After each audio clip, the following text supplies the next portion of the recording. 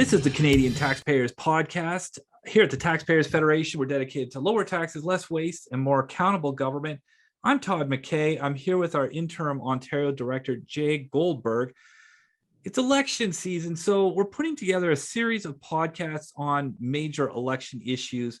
We're getting into the platforms, looking deep into it. Listen, we're not going to go and talk about every 10th of a point of movement on polls. We're not going to talk about images and all of that kind of stuff. Lots of people doing that. It's fun if you're into that sort of thing. But we wanted to focus on issues that our supporters have told us are important to them.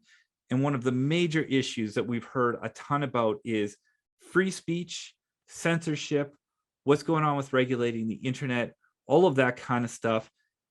Accountability is critical to our mandate. And if you're going to hold the government accountable, you need free speech. That's just, it's a vital component of that. So we're going to dive deep into all of the different platforms, where all of that stuff's at.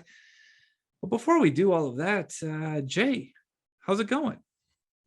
Todd, things are going really well. As our viewers will know, the Canadian Taxpayers Federation recently launched our National Debt Billboard campaign. So I had Franco here in Toronto for that. That was great to see him in Toronto. Of course, it was really special for me. Some of you may or may not know, but the little girl on that, the poster, the billboard, was my daughter, Sybil, who is just under 8 weeks old. So it was really special to see that.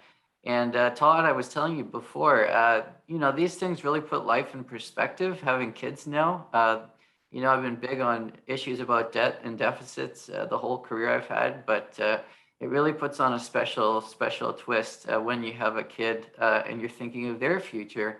And I'm sure it hits home for you and parents across the country. Oh, for sure. I've got 4 kids, so my life is pretty hectic. But yeah, it is. It's funny. You look at debt, it's just a number. Then all of a sudden you're looking at, not only do I have to pay that off, my kids are going to have to pay it off as well.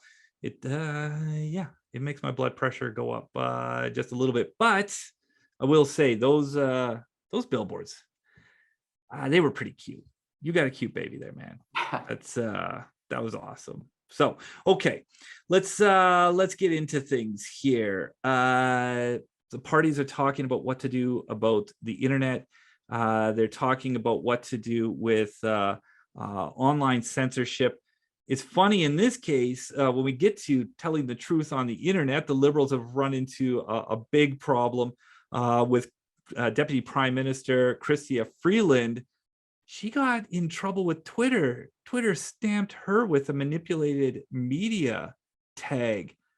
Yeah, well, we can't get into all of this without talking about that. So let's indulge this a little bit, Jay. What happened there? Yeah, so of course we're going to get into the whole Trudeau government agenda thing in just a few minutes, but absolutely we got to talk about what happened with Chrystia Freeland. And so Twitter tagged a video she posted. She posted a video. It appeared to show a Conservative leader, Erin O'Toole, embracing some parts of introducing private healthcare into the system here in Canada. But the thing is, the Liberals cut out the part of the clip where O'Toole said that universal access is paramount. So Twitter said that was essentially misinformation, misleading content. And so without intending to do so, Chrystia Freeland, just through tweeting, she really showed Canadians exactly why our government should not have the power to regulate and filter our content online. Governments, including this government, but all others as well, they're really bad. They have bad track records when it comes to telling citizens the truth. And so one of the questions that comes to mind is, how can we trust bureaucrats who are appointed by a government to be these neutral arbiters of truth, if you want to call them that, given the new powers that are being proposed, if we can't even trust the government that's handpicking them? Yeah, the reason we have freedoms like freedom of speech is because we have to be able to keep our governments accountable. If they didn't need to be kept accountable, we wouldn't have to worry about it so much. But man, talk about just getting hoisted on your own petard, hey? Your own tweet just coming back to bite you like that. Okay, but let's get beyond the campaign bus nonsense. Let's get back to the Liberal policy a little bit, because we want to jump into the policy depth here. What have we heard from the other parties? Let's start with the other guys, and we'll come back to the Liberals.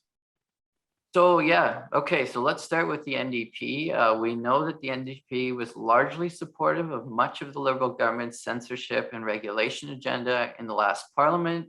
They supported Bill C-10 in the House of Commons, so it really shouldn't be a shock that their proposals look a lot like the Liberals. They're basically looking to create their own versions of Bill C-10 and Bill C-36. So let's start with the NDP approach to the so-called hate speech issue. The NDP platform, it's rather vague. It doesn't really talk about the implementation phase, but it's pretty clear from what the NDP is saying that they'd like to turn to online censorship to go after what they call hate speech online. And I want to say outright, immediately, hate speech is wrong. It should never be tolerated. But we know that issues like hate speech, they're already addressed in the criminal code. And if we need to strengthen those criminal code provisions, we can have that conversation. But government censorship that would put all of us under the microscope and in the crosshairs, that's not the answer to these problems. So the NDP approach, just like the Liberals, is to go after free speech while saying that they're trying to go after hate speech. They essentially want the government to monitor what Canadians see and say online and order communications companies to take things down that they disapprove of. That might be hate speech, but it could also expand into other issues. We know that once government gets involved in monitoring what we see and share, we've seen in other countries, it's a really slippery slope to a far-reaching government censorship. Yeah, that is such a huge issue. There's a lot of people who criticize us online, and I defend their right to do it. If you don't like what I say, have at her. But I need to have the freedom to counter that.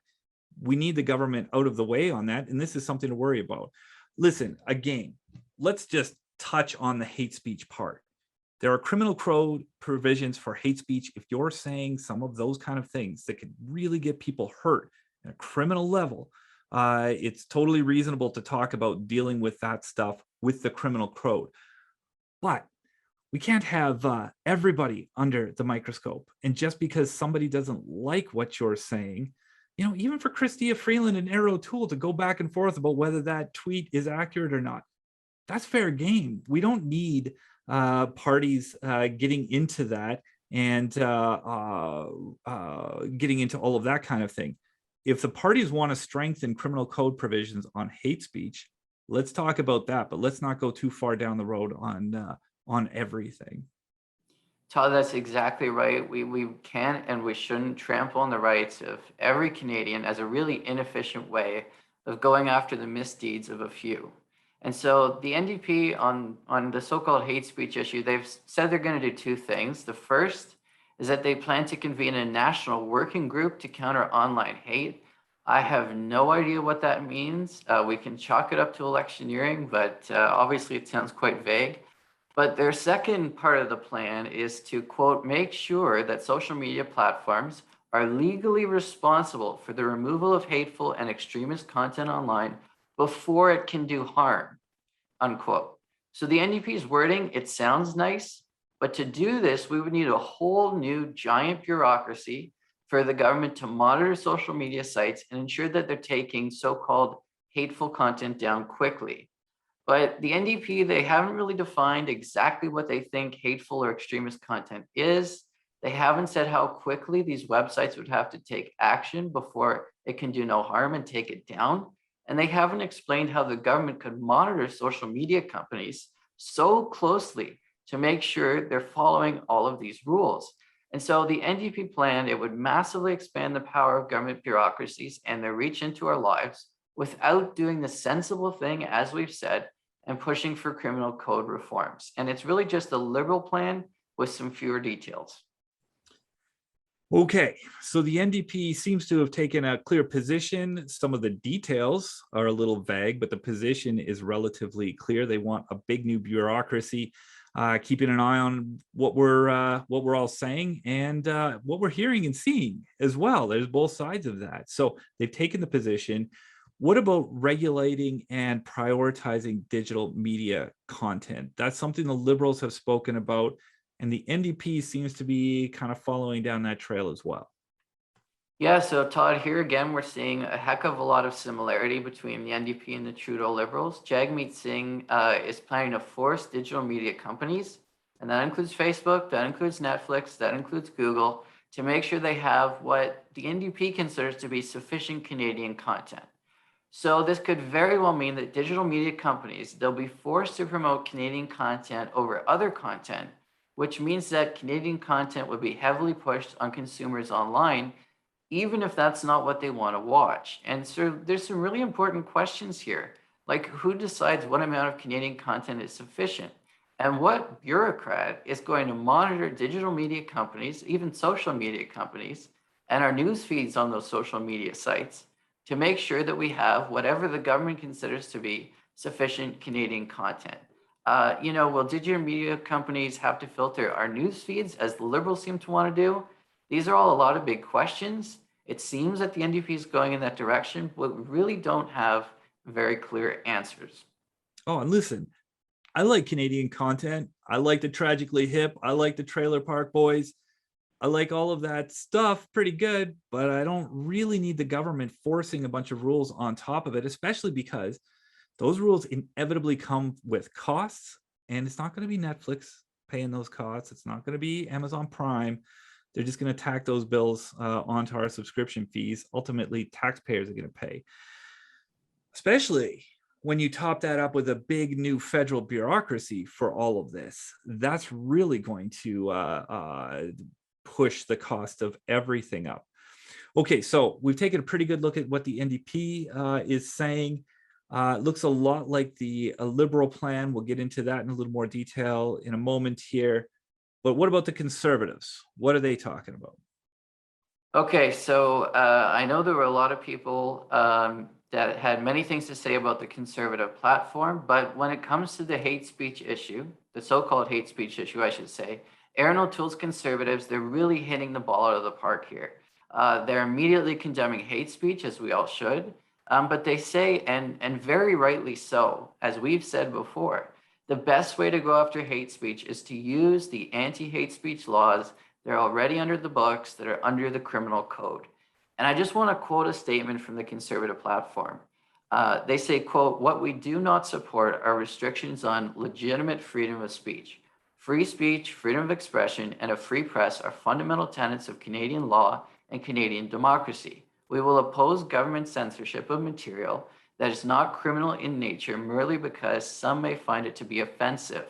Consequently, we have opposed Justin Trudeau's attempt to create a national speech regulator for social media. Unlike the Liberals, we will not use the power of government to censor those who we disagree with." Well, that's good to hear Mr. O'Toole saying that sort of thing through the Conservative platform, because we've definitely criticized him a lot. So at minimum, it's nice to see him recognizing our right to criticize the Conservatives, NDP, Liberals. We criticize them all here, and it's important to have that freedom. It is an essential component of democracy. Good on the party to pay respect to that. So when it comes to forcing content onto streaming services, filtering Canadians' news feeds, all of that stuff, where are the Conservatives on that? Well, it's a bit of a mixed bag, Todd. There's some good stuff, there's some not good stuff. On the positive side, Aaron O'Toole has said he will scrap the Liberal plan to force social media companies to prioritize Canadian content and, all that paternalistic monitoring that would have come along with these Liberal measures. So he's saying we're not going to check out your news feed and make sure that there's enough Canadian content there. According to the Conservative platform, they're going to exempt social media companies from pushing Canadian content. So that's a major break from the other parties. Okay, so exempting social media companies, that's good. That sounds like a start. But what about the digital streaming services? What about Netflix? What about Spotify? That's an area that other parties are looking at. They're trying to force Canadian content onto those platforms and ultimately onto consumers. Where are the Conservatives on that front? So unfortunately, the Tories, while they are going to they've said they're going to exempt social media companies from the CanCon rules, they still plan to force digital streaming services to invest, in their words, part of their Canadian revenue into producing Canadian content. Man, that's frustrating. It's frustrating because if you really believe in Canadian content creators, our musicians, our filmmakers, and those sorts of folks, they shouldn't. They should be able to compete, and they do. A lot of people around the world consume Canadian content. They shouldn't need this sort of paternalistic help. And then on the other side, man, if we're forcing extra costs on these companies, you know where the bill's coming. You know where it is. It's going to be on your subscription and mine, Jay, and everybody else out there. And that's really frustrating, especially if it's stuff that we're never going to watch, because it was made more to get the rubber stamp of bureaucrats than the eyeballs of you and me and everybody we know. So that's too bad. So okay, but what's the next step here? Where are we going from here? So the Tories, they seem to be following the other parties on the regulating front. And unfortunately, they're also proposing, which they haven't in the past, to embrace a digital services tax.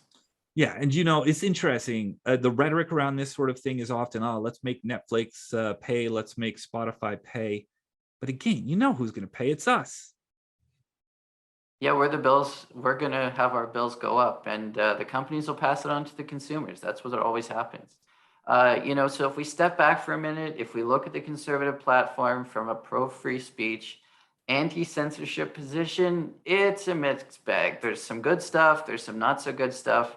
Their position on hate speech, it makes a heck of a lot of sense, and it's also good to see that they wouldn't have the government bureaucrats into our news feeds, filtering it for Canadian content. But of course, there are some things to be disappointed about, including this CanCon restrictions for these streaming services and this digital services tax. Okay, so let's take a step away here to the other blue team, the Bloc Québécois, because their position on these issues is actually somewhat surprising, especially given their voting record in the House of Commons the last few years. What's going on with the Bloc?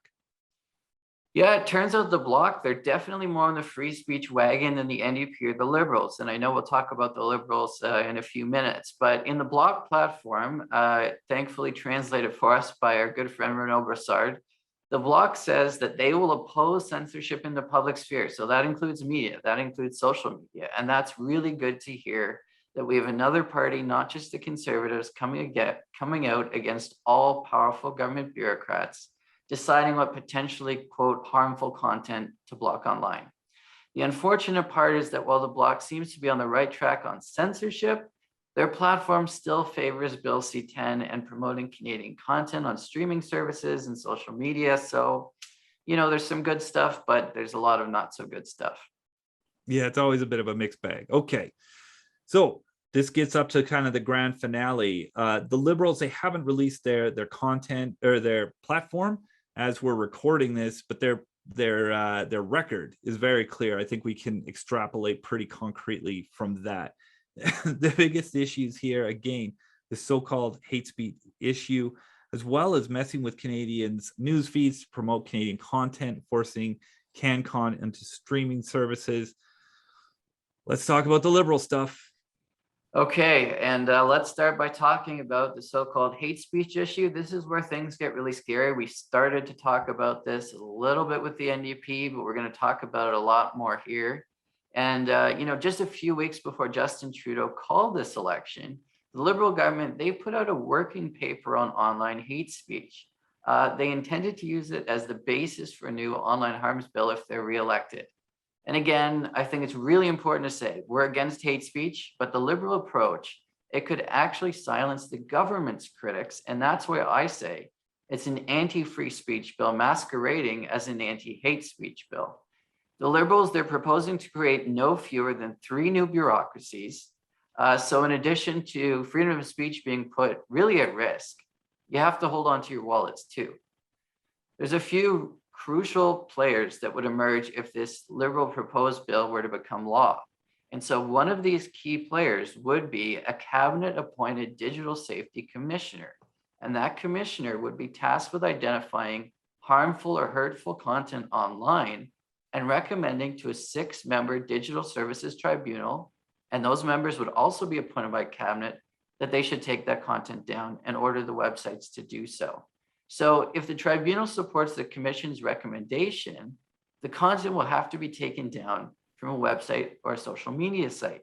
And if they don't comply with what the government wants to do, and this is the really scary part, the social media company could be fined up to $10 million or 3% of their global profits, and they could potentially face indictable offenses.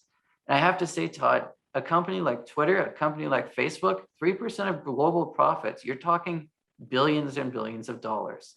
So a bunch of bureaucrats appointed by a liberal government would have the power to say what may or may not count as hate speech and what should be taken down at the risk of very, very major penalties in some cases.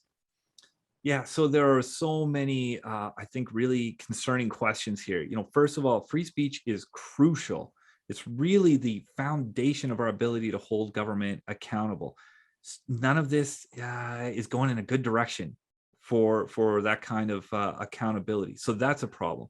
As you said, the Trudeau cabinet at this point would be appointing all of these key players, including the Digital Safety Commissioner and this 6-member tribunal, all of that sort of thing. So this is kind of like if the hockey team who won the last game got to hire the refs for the next game.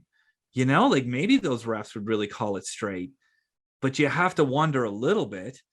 And there's a huge risk that some of these government appointments could certainly skew in the government's favor. Certainly there's a problem of appearance there, if not of actual fact. Listen, you and me, we've been spouting off on this a bunch. You've been doing a ton of work to understand this stuff really thoroughly. That's been great. Me, I'm spouting off. But let's talk to somebody who's really got the depth all the way down to the bottom here. We've got a quote from, or a clip from University of Ottawa law professor Michael Geist on this proposal. Let's listen to that. So it's not about whether or not we ensure that we've got effective tools to deal with content that, as you suggested off the top, is abhorrent.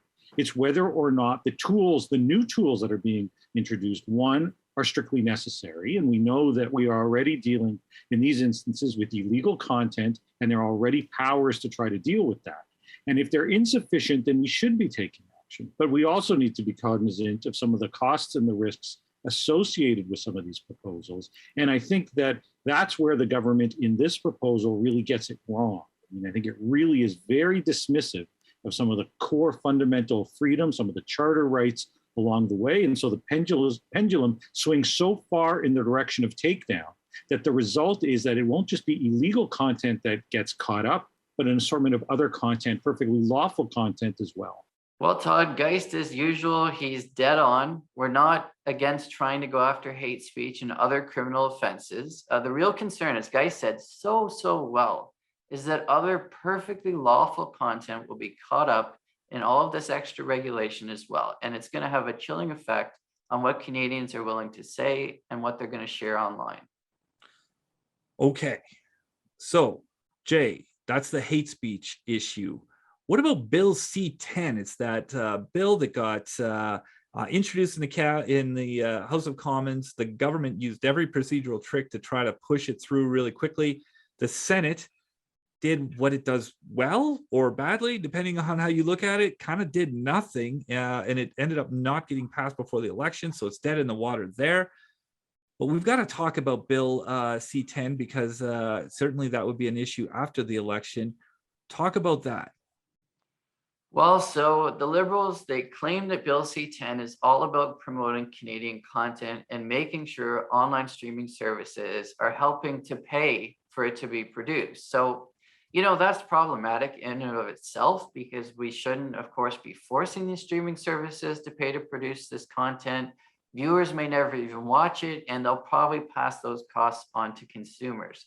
But more importantly, the Liberal legislation, it also seeks to promote Canadian content on social media. We started to talk about this before, but in order for the Liberals to try to push Canadian content on social media, they're planning to give bureaucrats the power to regulate our social media posts. So this is a huge concern because, of course, as soon as government appointees get their hands on our posts and our news feeds, they could end up censoring or marginalizing content that is critical of the government. Again, it's a slippery slope, and that's the risk when you're giving bureaucrats so much power. So the biggest threat with C-10, it's similar to the threat with the online harms bill. In both cases, bureaucrats will be empowered to potentially silence the government's critics simply by controlling what Canadians are able to see and say online.